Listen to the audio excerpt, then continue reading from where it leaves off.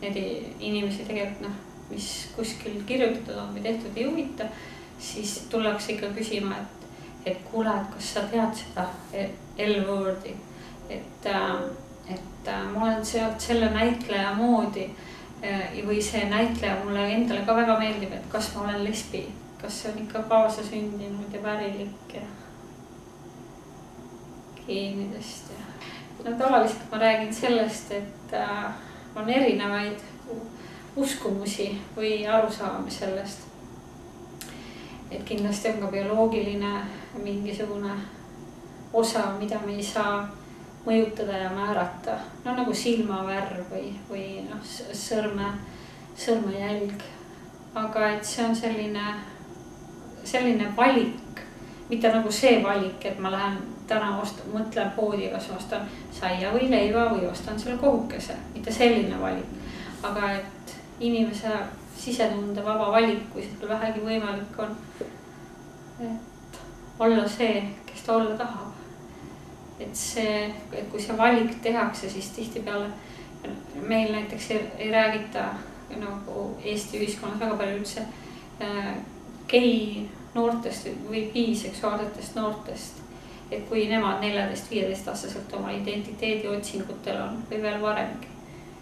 Et kui nad on juba üle 18, siis korraga nad on olemas, aga nad ei ole korraga olemas. Et nad on varem ja et nendel noortel on ikka, ma kujutan, väga raske.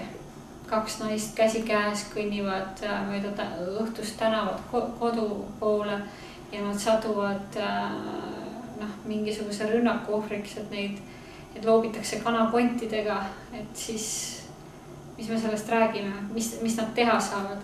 Lähevad politseisse, ütlevad, et näete, meid rünnati, mille alusel siis polegi sellist asja, et nagu nende seksuaalse orientatsiooni või identiteedi põhjal üldse saaks midagi nagu nende kaitseks ette võtta. Et see näiteks minu arust tolerantsust, kui neid konte ei loobitaks. Et ma läksin pereteraapia algkursusele ja seal oli samamoodi, et ma sattusin ühe noormehega, kes ka seal õppis arutlema. Meil oli mingi teema ja teemaks tõstetus meie grupis siis homoseksuaalsus. Ja siis ta küsis mu käest, aga tõepoolest, kuidas sa siis nimetad neid inimesi, et 2 ema või 2 isa? Et aga äkki oleks mõistlik küsida, kuidas nad ise tahavad, et neid nimetatakse. Kuidas nad on ise ära jaganud. Kui ma osalesin Gay Pride'il, ma sattusin väga lähestikku ühe skinheadiga, nagu 0,5 meetrit või niimoodi, see skinhead kõndis minu kõrval selle Pride'i ajal, marsi ajal ja siis oligi, et ma vaatasin, et aga kus on politsei või, et see oli väga hirmus kogemus. Et ma sain nagu tajuda seda, et mis see siis on, et kui minu sõbrad pidevalt rääkisid, et kellele lihtsalt karjuti midagi rõvedat, see korraga muutus nagu nii reaalseks. Ja kui ma hakkasin käima ise läbi gei ringkonnaga ja gei baarides, siis mulle tutvustati, et vaata, see on bi, et need on eriti litsakad inimesed,